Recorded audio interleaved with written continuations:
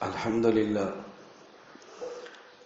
لله وحده لا شريك له والصلاة والسلام على من لا نبي بعده أما بعد فأعوذ بالله من الشيطان الرجيم بسم الله الرحمن الرحيم إن الدين عند الله الإسلام اللهم صل على محمد وعلى آل محمد كما صليت على إبراهيم وعلى آل إبراهيم إنك حميد مجيد.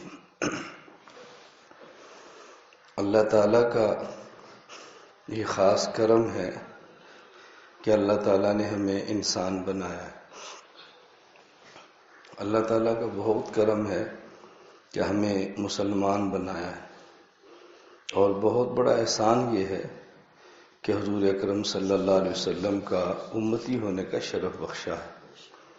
اللہ تعالیٰ ہمیں ان نعمتوں کی قدر کرنے کی توفیق عطا فرمائے.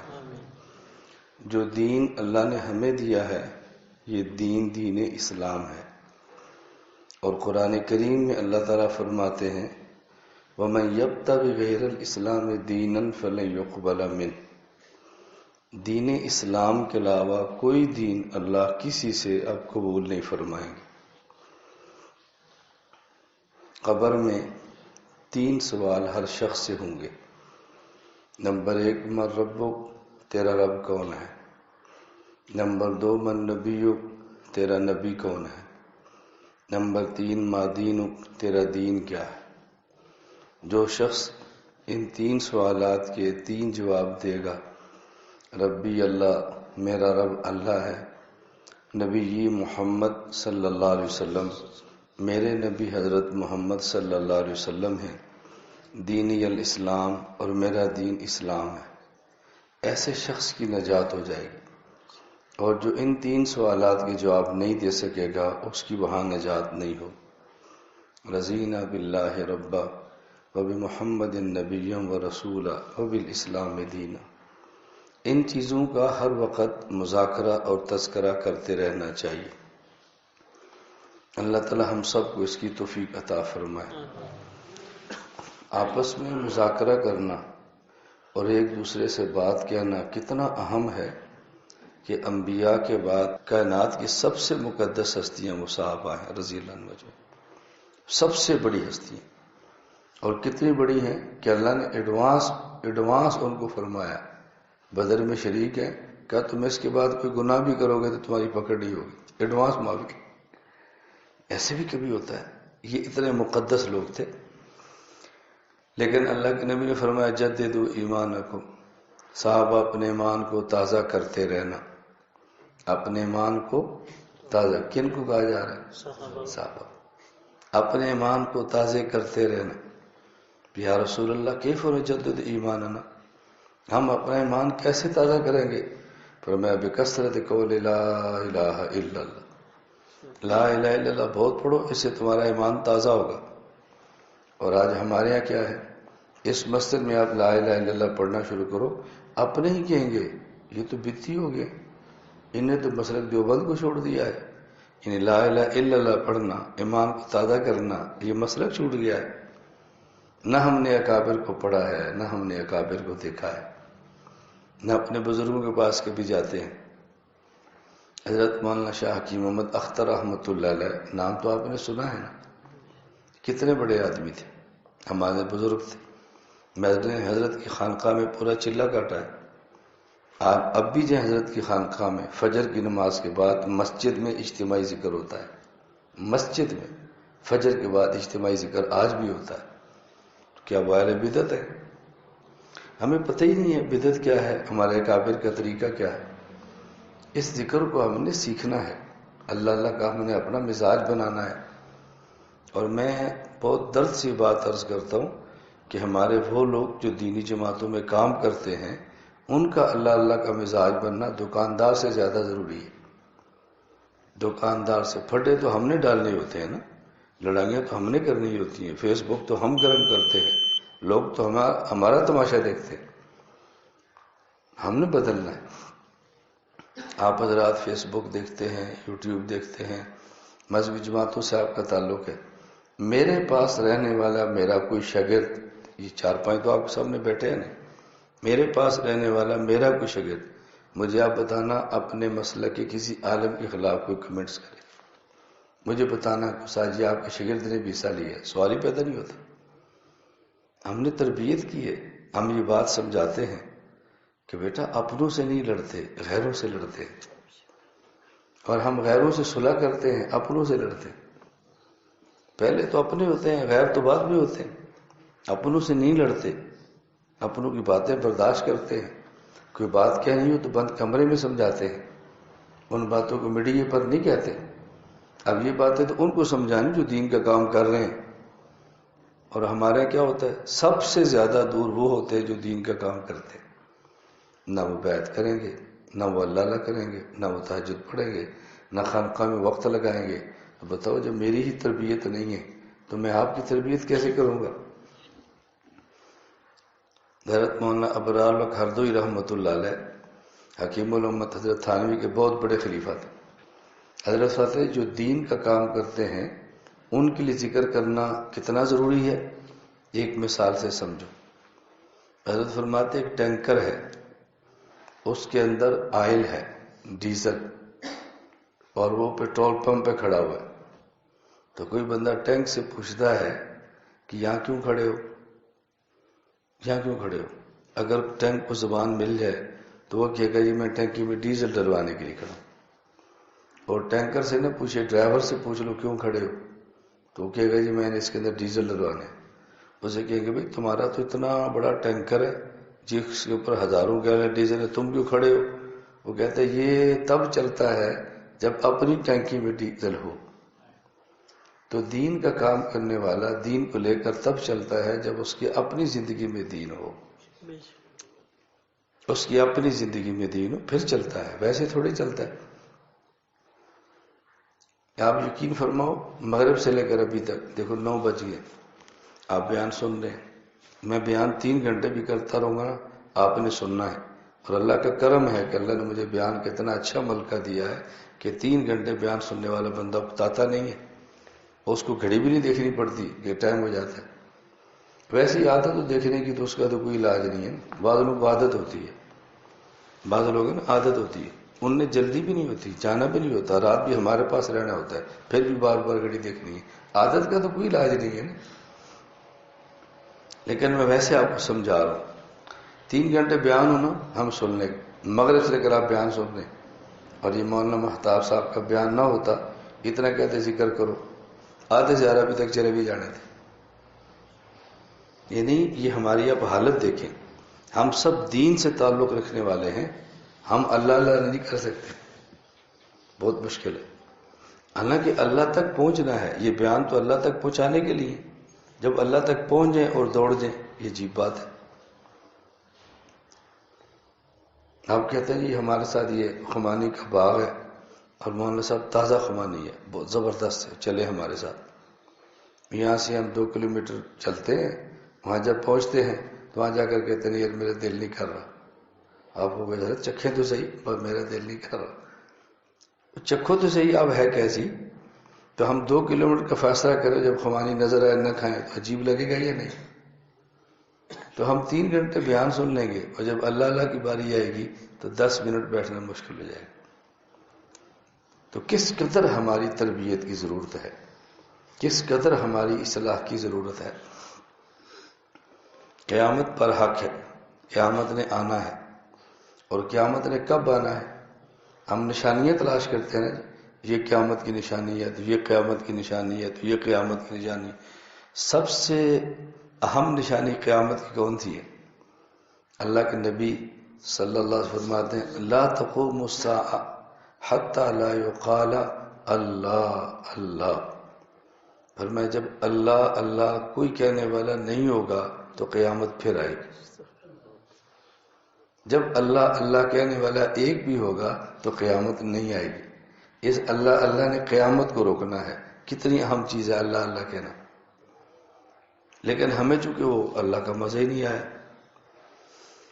ایک آدمی بیعت ہوئے اور ذکر کرتے ہیں اللہ کا، تو انہوں نے کہا میں نے آپ کے فرمانے پہ ذکر کرتا ہوں، روزانہ کرتا ہوں، تو یہ بتائیں اس ذکر پر مجھے کیا ملے گا؟ فرمایا سبحان اللہ، پہلے دن کیا تھا کہ جیا، دوسرے دن پھر کیا تھا کہ جیا، پھر کیا تھا کہ جیا، پھر میں ایک دن اللہ کہتے ہو نا وہ قبول ہوتا ہے، دوسرے دن پھر اللہ کہنے کی توفیق ملتی ہے، اب پوچھ تجھے کیا ملے گا؟ اب کیا پوچھنا کیا ملے گا؟ اللہ مل گیا تو اور کیا چاہیے آپ؟ اصل چیز تو اللہ ہی ہے نا، اللہ مل گیا تو اور کیا چاہیے؟ اصل ہے اپنی تربیت۔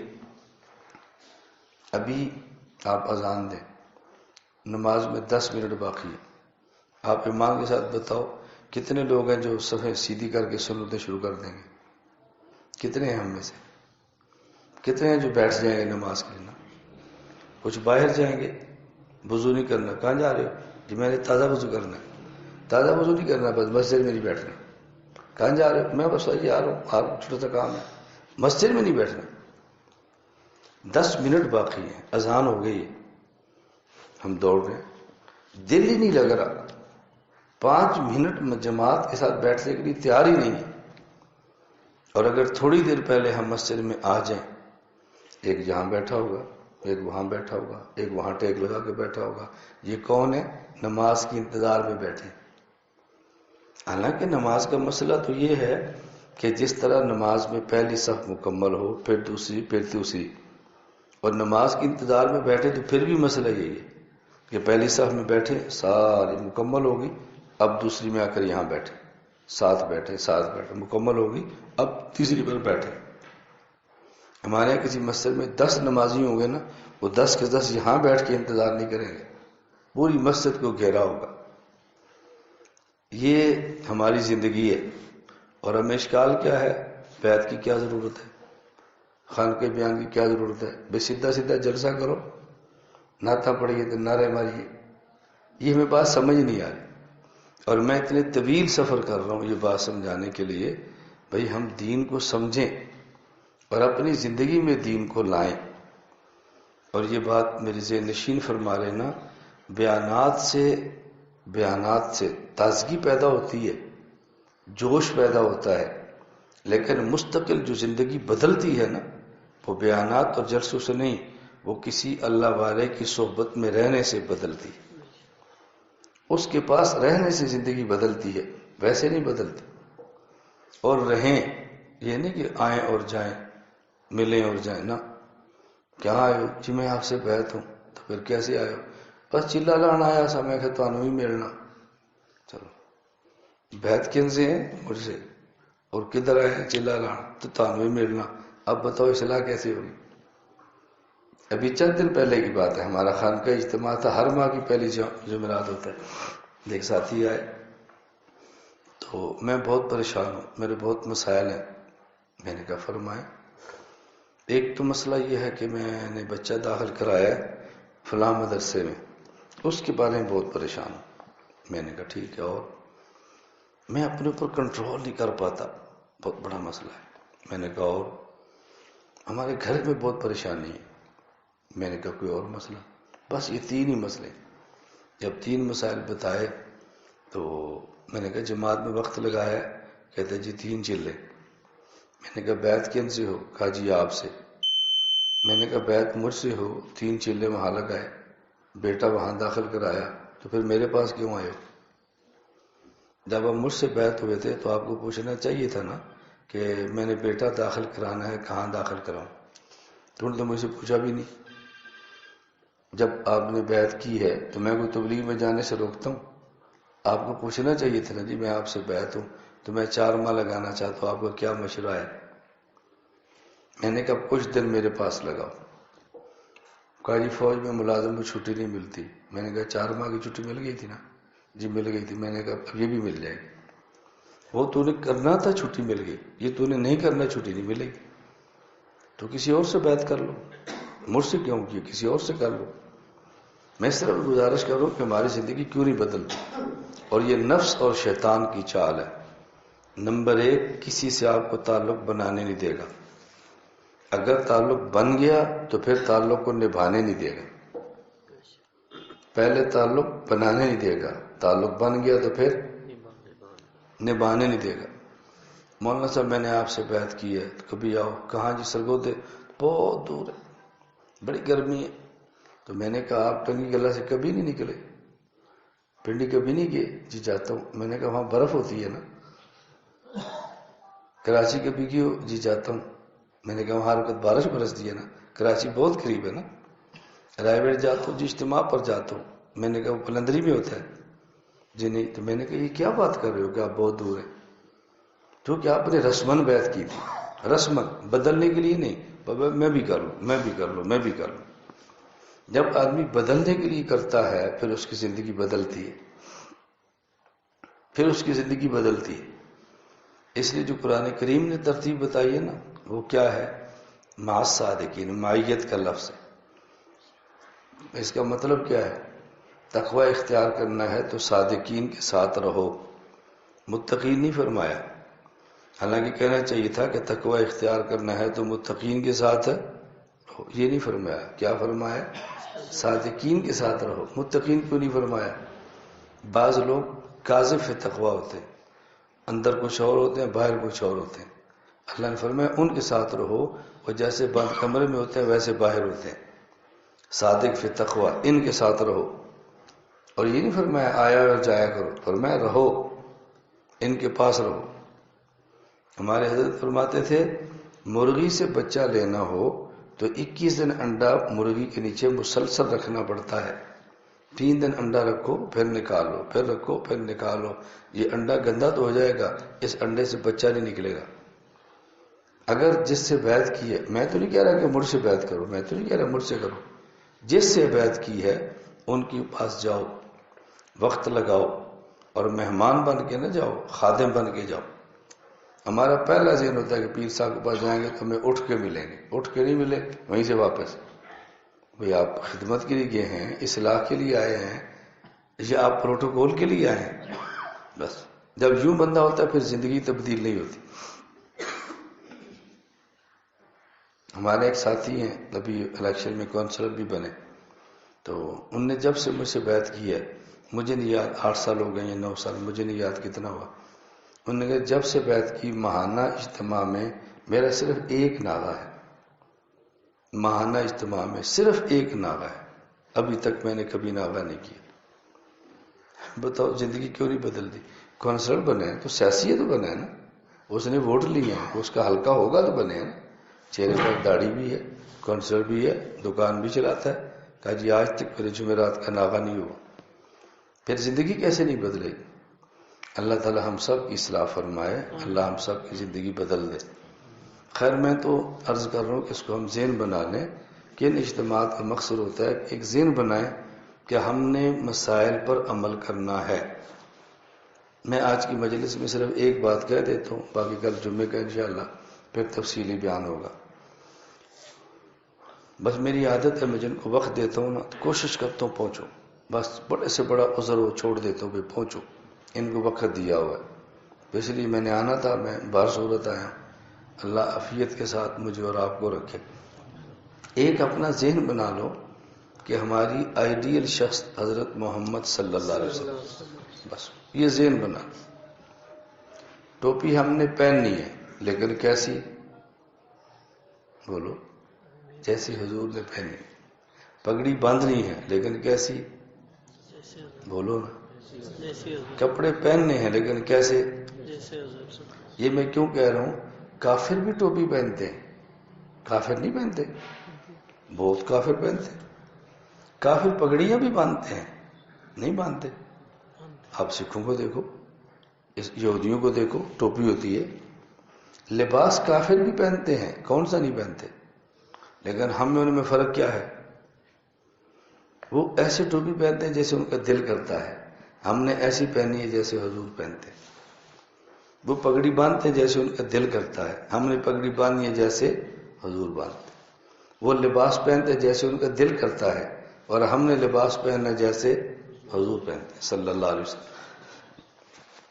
بہت سارے کافر ہیں نئی داڑیاں رکھتے، اور بہت سارے ایسے جو رکھتے بھی ہیں. ہم نے داڑھی رکھنی ہے لیکن ایسی جیسے نبی کریم صلی اللہ علیہ وسلم رکھتے تھے. یہ ذہن بناؤ کہ ہمارے آئیڈیل اللہ کے نبی. اور یہ جو باتیں میں کہہ رہا ہوں یہ کام مولویوں کے نہیں ہیں، یہ کام مسلمانوں کے ہیں۔ داڑھی وہ رکھے جو حضور کا امتی ہے، وہ نہیں جو مولوی ہے۔ سر پہ ٹوپی پگڑی وہ لے جو حضور کا امتی ہے، وہ نہیں جو کہ مولوی ہے۔ یہ تو علماء کے کام نہیں ہے، یہ امتیوں کے کام ہے۔ کہ جس نبی کا کلمہ پڑھا ہے اس کو آئیڈیل بناؤ اور اس پہ فخر کرو۔ اب فرق صرف کیا ہے کہ دل آپ کا بھی کرتا ہے، دل میرا بھی کرتا ہے، لیکن ہم اس کے لیے تیار کیوں نہیں ہوتے؟ ہمارا معاشرہ، ہمارا ماحول، اس سے ہم متاثر ہو جاتے ہیں، کبھی گھر کے ماحول سے، کبھی محلے کے ماحول سے، کبھی خاندان کے ماحول سے، کبھی کسی ملک کے ماحول سے متاثر ہو جاتے ہیں۔ اب اس تاثر کو توڑنا کیسے ہے؟ اس کے لیے شیخ کی مجلس ہوتی ہے، اس کے لیے شیخ کی صحبت ہوتی ہے، اس سے بندے کی زندگی بدلتی، زندگی بدلتی۔ ایک بچی ہے مجھ سے بیعت ہے، تو حالانکہ ہم پنجاب رہتے ہیں، ان کا دوسرا صوبہ ہے، آنا جانا بھی نہیں ہے، ظاہر لڑکیاں کہاں آئیں گی؟ واٹس ایپ پہ بیعت ہے۔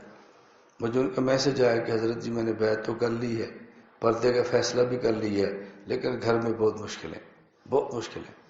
میں نے کہا بیٹی طے کرو میں مر جاؤں گی لیکن پردہ نہیں چھوڑنا، پھر اللہ مشکلات آسان فرما دیں۔ تھوڑی دیر مشکل آئے گی، پھر اللہ پاک ماحول منافق بنا دیں۔ بس یہ ذہن بنا لو میں مر جاؤں گی لیکن میں نے پردہ نہیں چھوڑنا، اللہ تعالیٰ پھر ماحول بنا دیں۔ اور یہ بات یاد رکھنا، جب آدمی شریعت پر عمل کرنے کے لیے ماحول بناتا ہے نا اور فیصلہ کرتا ہے، پھر اس کی جو چھوٹی موٹی مخالفت ہوتی ہے نا، اس مخالفت پر وہ لذت محسوس کرتا ہے، کیونکہ اللہ سے تعلق ہوتا ہے نا، اللہ سے تعلق ہوتا ہے۔ میں اس کی چھوٹی سی بات مثال دیتا ہوں۔ اگر آپ کا اپنی برادری میں کوئی مقام یا تعلق ہے اور آپ کی برادری کی کسی اور برادری سے لڑائی ہو جائے تو اپنی برادری کا ساتھ دے کر لڑتے ہیں، کبھی اس میں بازو بھی ٹوٹ جاتا ہے، کبھی سر بھی پھٹ جاتا ہے، کبھی ٹانگ بھی ٹوٹ جاتی ہے، لیکن جب رات کو باتیں کرتے ہیں چیختے ہیں یا مزہ لیتے ہیں؟ بولو، مزے آتے ہیں، فخر سے کہتے ہیں میں نے اپنے خاندان کے لیے بازو دوڑایا، میں نے خاندان کو یہ کیا، میں نے برادری کا ناک نہیں لگنے دیا، میں نے اپنی برادری کا یہ کیا۔ حالانکہ درد ہونی چاہیے نا، رونا چاہیے، فخر سے کہہ رہے ہیں۔ بالکل اسی طرح جب حضور کو آئیڈیل بنا کے چل پڑیں گے نا، کوئی تھوڑی سی مشکل آئے گی نا، اس مشکل پر آپ فخر کرو گے کہ یہ ہمارے خاندان کے سارے مخالف تھے لیکن الحمدللہ میں نے داڑھی رکھی ہے، ہمارے سارے مخالف تھے، میں نے نکاح سنت کے مطابق کی ہے، میں کالج جاتا ہوں سب مخالفت کرتے ہیں، میں شلوار ٹخنوں سے اوپر رکھتا ہوں، کہیں گے یا نہیں؟ یہ ماحول بنانا ہے ہم۔ اللہ تعالی ہم سب کو اس کی توفیق عطا فرمائے، اللہ تعالی ہم سب سے راضی ہو جائے۔ لا الہ الا اللہ، لا الہ الا اللہ، لا الہ الا اللہ، لا الہ الا اللہ، لا الہ الا اللہ، لا الہ الا اللہ، لا الہ الا اللہ، لا الہ الا اللہ، لا الہ الا اللہ، لا الہ الا اللہ، لا الہ الا اللہ، لا الہ الا اللہ، لا الہ الا اللہ، لا الہ الا اللہ، لا الہ الا اللہ، محمد رسول اللہ صلی اللہ تعالی علیہ وعلی آلہ وصحابہ وبارک وسلم۔ لا الہ الا اللہ، لا الہ الا اللہ، لا الہ الا اللہ، لا الہ الا اللہ، لا الہ الا اللہ، لا الہ الا اللہ، لا الہ الا اللہ، لا الہ الا اللہ، لا الہ الا اللہ، لا الہ الا اللہ، لا الہ الا اللہ، لا الہ الا اللہ، لا الہ الا اللہ، لا الہ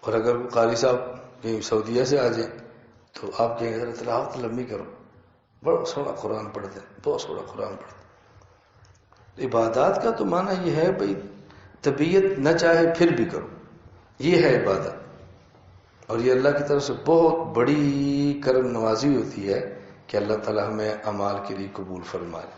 تو آپ میں سے وہ حضرات جنہوں نے بیعت مجھ سے کی ہے، اور جیسے میں نے حدیث پڑھی نا، صحابہ کرام جددوا ایمانکم، پھر توبہ کریں، پھر کریں۔ جنہوں نے کسی اور سے بیعت کی ہے وہ مجھ سے بیعت نہ کرے، وہ صرف توبہ کے کلمات کہیں، بس توبہ کے کلمات، اور بیعت والے کلمات نہ کہیں۔ اپنے شیخ سے رابطہ رکھیں، اور جن کی کسی سے بھی نہیں ہے وہ بیعت کرنا چاہیں تو کر لیں اور بیعت کریں، کلمات توبہ پڑھیں۔ میں نے پچھلے اجتماع میں بھی کہا تھا، یہ چونکہ ہمارے یہاں ماحول نہیں ہے نا، اس لیے شروع میں باتیں بڑی عجیب لگتی ہیں۔ کہیں گشت بھی نہ ہوتا ہو اور ایک جماعت آئے اور کہ جی سروزہ، تو بندے کو بڑا عجیب لگتا ہے، کھڑے ہونے کو بھی دل نہیں کرتا، کھڑے ہونے کو۔ اور جب ماحول بن جاتا ہے تو جس نے سال لگایا سب سے پہلے وہ کھڑا ہوتا ہے، جی میرا سالانہ چلا لکھ لو۔ حالانکہ وہ ہر سال لگاتا ہے پھر بھی کھڑا ہو رہا ہے۔ وہ کیوں کھڑا ہو رہا ہے؟ کہ میرے کھڑے ہونے سے یہ بھی کھڑے ہو۔ ماحول بن گیا نا۔ جب تک ماحول نہیں بنا تو ارادے کے لیے بھی دل نہیں کرتا، اور جب ماحول بن جاتا ہے تو پھر پوری پوری جماعتیں دیتا ہے۔ اسی طرح بیعت کا ماحول نہیں ہوتا تو بہت عجیب لگتا ہے، اور جب ماحول بن جاتا ہے تو پھر بندہ ترغیب دیتا ہے، ترغیب کہ اس کام میں لگے رہیں۔ وہاں برما کے امیر تھے مولانا محمد صالح، 50 سال تک تبلیغی جماعت کے امیر ہو رہے ہیں، 50 سال تک، فوت ہو گئے۔ ان کے بیٹے ہیں قاری عمر فاروق، وہ تقریباً کوئی 34 سال سے ملیشیا میں ہوتے ہیں۔ ان کے شاگردوں کے جو ملیشین شافی شاگرد ہیں کوئی 150 کے لگ بھگ ان کے مدرسے رجسٹرڈ مدرسے ہوں گے، قاری عمر فاروق صاحب کے شاگردوں کے۔ اچھا، مجھ سے بیعت ہے، بیعت ہوئے، مجھے ملے تو مجھے اپنے گھر لے گئے، کھانا کھلایا۔ میں بھی جب ملیشیا جاتا ہوں تقریباً صبح کا ناشتہ وہی لاتے۔ ان کی عمر میرا اپنا خیال ہے 80 سال کے قریب ہوگی، 70-80 سال کے درمیان۔ خود گاڑی چلائیں گے، خود لائیں گے، سب بیٹوں کو بیعت کرایا، گھر والوں سے کرایا، ہر کسی۔ میں صرف اگر اتنے بڑے آدمی ہیں تو مجھے گھر لے کر کے بہت بڑی LCD لگائی ہوئی تھی، بہت بڑی، جہاں ہم بیٹھے تھے۔ ایسے کلک کیا تو بیان، انہوں نے کہا 8 سال مجھے گزر گئے ہیں، میرے صرف 2 کام ہیں، بچوں کو قرآن پڑھانا اور گھر میں آ کر آپ کو سننا، بس میرے 2 ہی کام ہیں، قرآن پڑھاتا ہوں اور آپ کو سنتا ہوں، اور آپ کے علاوہ میں نہیں کسی کو سنتا، بس میں آپ ہی کو سنتا ہوں۔ میری عرصے سے خواہش تھی کہ میں بیعت کروں، آپ آئے ہیں، خیر بیعت کرائیں۔ جو بات میں سمجھانا چاہ رہا ہوں نا، اب ان کی پورے ملیشیا میں خواہش ہی ہوتی ہے کہ میرے جتنے بھی شاگرد ہیں وہ مولانا سے بیعت کریں، کیوں ان کو بات سمجھ آ گئی نا کہ فائدہ ہوتا ہے۔ ایک ساری تبلیغ میں لگا ہوا ہے تو اس کی کیا خواہش ہوتی ہے؟ ہر بندہ وقت لگائے، یا نہیں ہوتی؟ بولتے نہیں۔ جو کسی بھی جماعت کے اندر اس کی خواہش کیا ہوتی ہے؟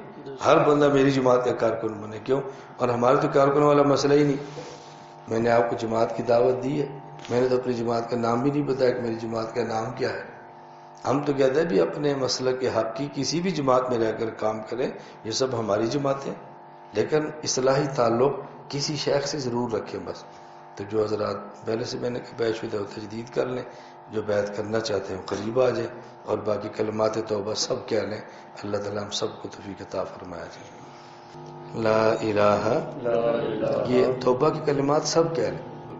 لا الہ الا اللہ محمد الرسول اللہ صلی اللہ علیہ وسلم، آمنت باللہ وملائکتہ وکتبہ ورسلہ والیوم الآخر والقدر خیرہ وشرہ من اللہ تعالی۔